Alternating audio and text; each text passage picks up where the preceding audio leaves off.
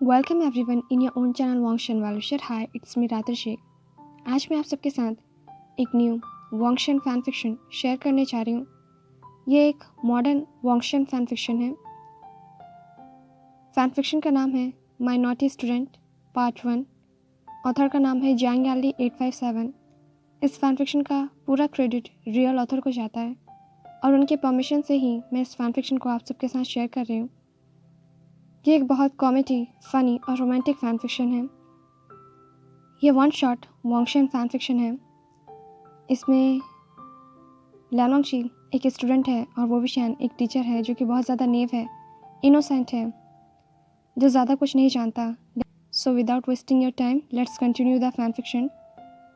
लैनचरन लैनोंगशी के tuition teacher को ट्यूशन फीस देता है। यह 10वां टीचर था। लैनचरन शाय करता है। लैनचरन पीछे मुड़ता है और लैनोंगची को देखता है, जो कि एक चिकी स्माइल के साथ उसके पीछे ही खड़ा था। लैनचरन कहता है, वांगची। लैनोंगची कहता है, डैड प्लीज़, मैं अब कुछ भी नहीं सुनना चाहता हूँ। मैं अपने फ्रेंड से मिलने जा रहा हूँ। Bye dad. ये कहकर लैनोंगची वहाँ से चला जाता है। लैनचरन कहता है, मुझे इस लड़के के साथ क्या करना चाहिए? वो अपना कीमती वक्त बर्बाद कर रहा है। अब दूसरे किसी और टीचर को ढूंढना होगा जो कि इसे ट्यूशन दे सके। लैनोंगशी 18 साल का है। वो कॉलेज के सेकेंड ईयर में है। लैनोंगशी एक बहुत नॉटी स्टूडेंट है। कॉलेज में वो हमेशा ही प्रैंक करता है, यहाँ तक कि वो टीचर्स के साथ भी प्रैंक किया करता है। कॉलेज में सब उसे नॉटी लैन के नाम से जानते हैं। हालांकि लैनोंगशी बहुत ज़्यादा इंटेलिजेंट है, पर वो अपनी स्टडीज़ को बिल्कुल भी सीरियसली नहीं लेता है। लैनचरन ने लैनोंगशी के लिए कम से कम 10 ट्यूशन टीचर को अपॉइंट किया था, लेकिन लैनोंगशी अपने मिस्चीवियस से उस सब को भगा दिया करता था। 5 दिन से ज़्यादा कोई भी ट्यूशन टीचर वहाँ पर टिक नहीं पाता था। अब लैनचरन बहुत ज़्यादा ही परेशान था।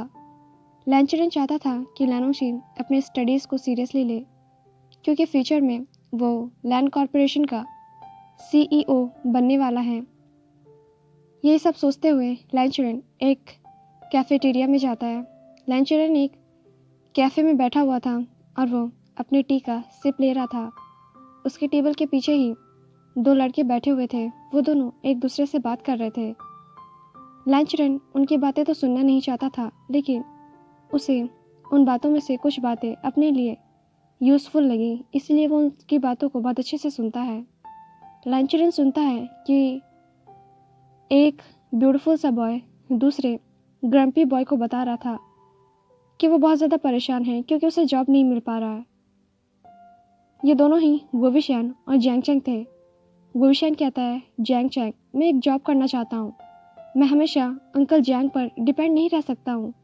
जैंग चैंग कहता है, लेकिन डैड तुम्हें कोई भी दूसरा जॉब करने के लिए अलाउ नहीं करेंगे।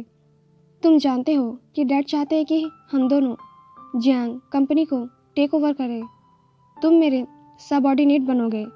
हम दोनों साथ में काम करेंगे और जैंग कंपनी को नई ऊंचाइयों पर पहुंचाएंगे।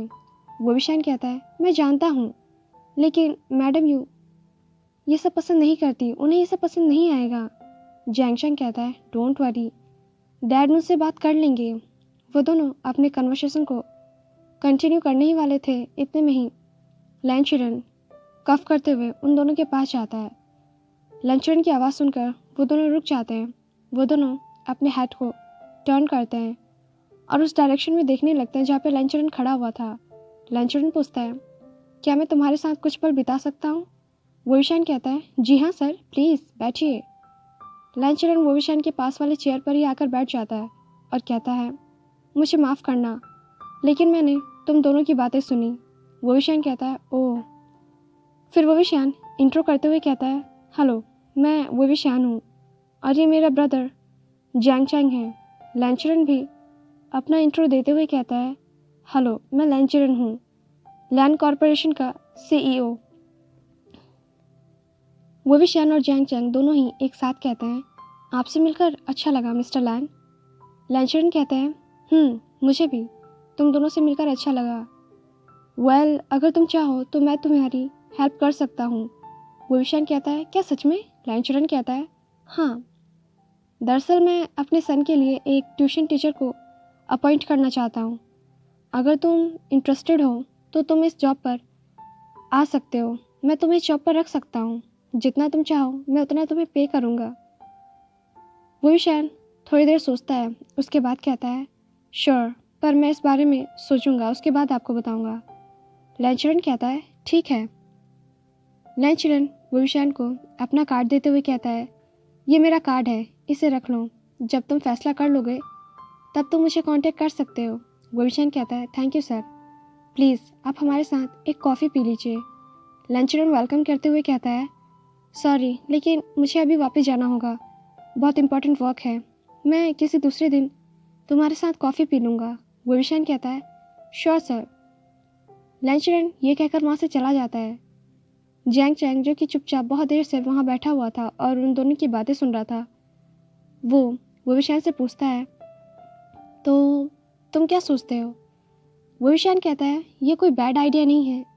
जैंग चैंग कहता है, अच्छे से सोच लो, केयरफुली सोचो, हड़बड़ाने की ज़रूरत नहीं है।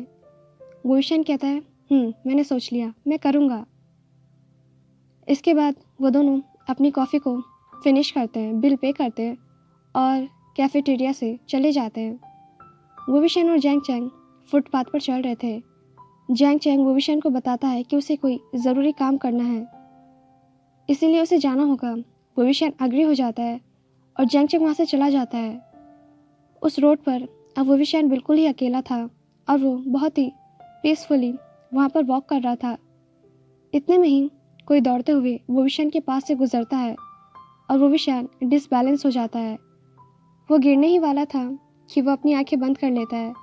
वोविशान इंतज़ार कर रहा था कि अब वो हार्ड ग्राउंड पर गिरेगा और उसकी वजह से उसे बहुत ज़्यादा दर्द महसूस होगा, पर गिरने की बजाय वोविशान किसी और के ही ऊपर गिर जाता है। वोविशान सिर्फ उस पर्सन पर गिरता नहीं है, बल्कि एक्सीडेंटली वो उस पर्सन को किस भी कर देता है। शॉक की वजह से वोविशान की आंखें बहुत ज़्यादा ही चौड़ी हो जाती है। वोविशान की आंखें एक ब्यूटीफुल से गोल्डन आइज के साथ मिलती है, जो कि इंटेंसिटी के साथ वोविशान को घूर रहा था। वोविशान अपने सदमे से बाहर आता है और वो खड़ा हो जाता है, लेकिन वो एक बार फिर से डिसबैलेंस होता है और दोबारा उस पर्सन पर गिर जाता है और फिर से एक्सीडेंटली उसे किस कर देता है। वोविशान जल्दी ही खड़ा हो जाता है और गुस्से से उस पर्सन की तरफ देखने लगता है। वो सुनहरी आंखों वाला लड़का एक शरारत भरी मुस्कुराहट से वोविशान को देखने लगता है। वोविशान कहता है, क्या तुम शायद अंधे हो? क्या तुम सही से चल नहीं सकते हो? तुम्हारी वजह से मैं डिसबैलेंस हो गया। इतने में ही वो ब्यूटीफुल सा बॉय बोलता है, और हमने 2 बार किस किया? क्या मेरे लिप्स इतने ज़्यादा टेम्पटिंग थे? क्या तुम दोबारा मुझे किस करना चाहते हो?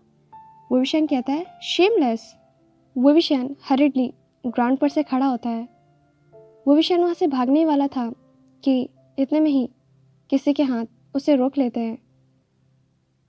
जिसने उसका हाथ पकड़ा था वो और कोई नहीं बल्कि वही स्टबर्न, शेमलेस और ब्यूटीफुल सा बॉय था।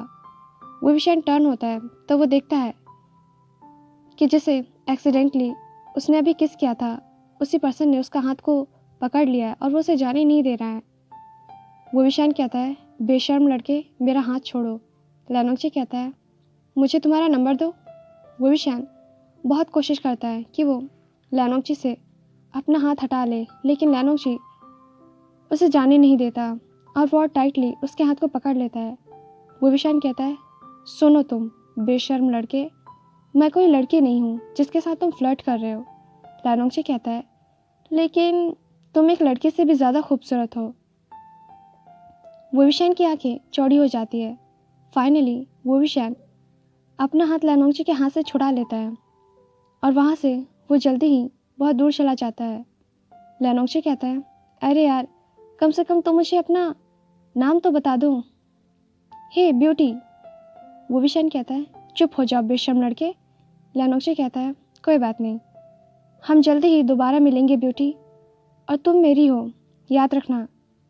लैनोंगची अपने लिप्स को टच करता है और स्माइल करने लगता है। लैनोंगची अपने मन में सोचता है, गॉड, वो मेरा पहला किस था जो कि बहुत ज़्यादा ही ब्यूटीफुल था।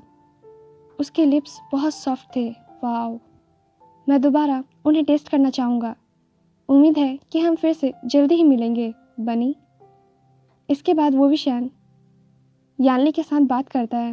वो अपने घर आ चुका था और वो यानली को अपने जॉब ऑफ़र के बारे में बताता है। यानली कहती है, आशियन, ये तुम्हारी ज़िंदगी है और तुम्हारा फ़ैसला है। तुम्हारी एल्डर सिस्टर होने के नाते मैं तुम्हें यही एडवाइस दूंगी कि तुम्हें ये जॉब को एक्सेप्ट कर लेना चाहिए। अगर बाद में तुम्हें कोई अच्छा जॉब मिले तो तुम इस जॉब को छोड़ सकते हो। विविशन कहता है, ओके शीचे, थैंक यू। यानली कहती है, यू आर ऑलवेज वेलकम श्यान श्यान। यानली विविशन के नोज़ पर टैप करती है और विविशन हंसने लगता है। विविशन अपने रूम में वापस आता है। अब रात के 8 बज चुके थे। विविशन लंचरन को कॉल करने का फैसला करता है। वो अपने पॉकेट से कार्ड को निकालता है और नंबर डायल करता है। 2 रिंग्स के बाद लंचरन फाइनली कॉल को रिसीव करता है। लंचरन कहता है, हेलो, हाँ मैं लंचरन बोल रहा हूँ। विविशन फ़ोन के दूसरे साइड से बोलता है, हेलो मिस्टर लैन, मैं विविशन बोल रहा हूँ। लंचरन कहता है, विवोशियन, हाँ याद आया, हम एक कैफ़े में मिले थे। विविशन कहता है, या सर, एक्चुअली मैं आपके ऑफ़र को एक्सेप्ट करने के लिए तैयार हूँ। लंचरन कहता है, ग्रेट, वेल डन, ये बहुत अच्छा है, तो फिर तुम कल से आ सकते हो। विविशन कहता है, थैंक यू सर। लंचरन कहता है, वेल मेरा सन थोड़ा सा नॉटी है और मिस्चीवियस भी है, इसलिए तुम्हें उसके आसपास पूरी तरह से अवेयर और बहुत ज़्यादा ही केयरफुल रहना होगा। विविशन कहता है, ठीक है सर, डोंट वरी, मैं मैनेज कर लूँगा। लंचरन कहता है, गुड, तो हम कल मिलेंगे 3 बजे आफ्टरनून में। विविशन कहता है, ओके सर। लंचरन ये कहता है और फ़ोन को डिस्कनेक्ट कर देता है। इसके बाद विविशन रूम से बाहर आता है क्योंकि यानली ने उसे डिनर के लिए बुलाया था। वहीं दूसरी तरफ लंचरन लैनोंगची को उसके न्यू ट्यूशन टीचर के बारे में बताता है।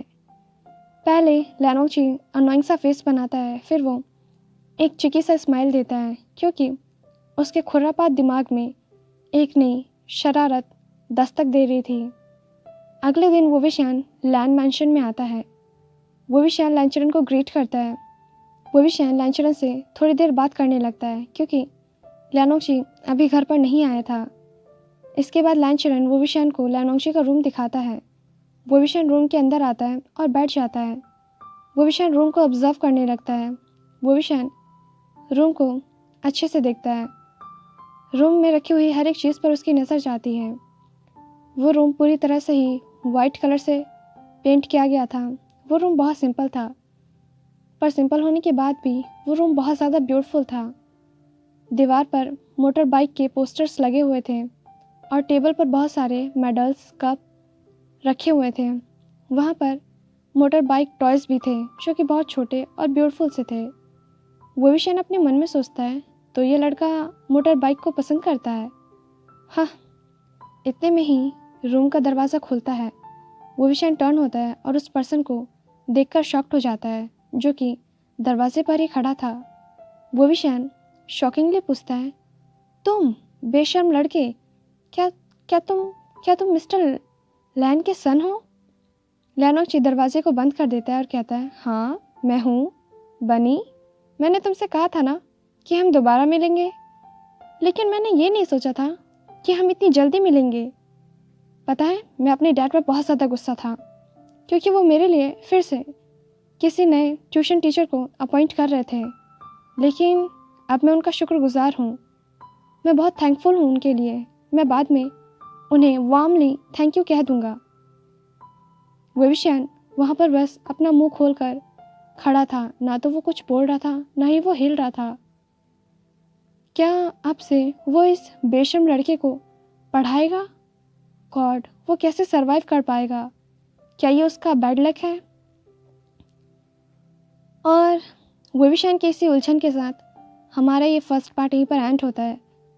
आई होप कि आपको ये फर्स्ट पार्ट पसंद आया होगा। अगर आपको ये पार्ट पसंद आता है तो प्लीज़ वीडियो को लाइक, चैनल को सब्सक्राइब और मुझे अपना वैल्यूएबल कमेंट ज़रूर सेंड कीजिएगा।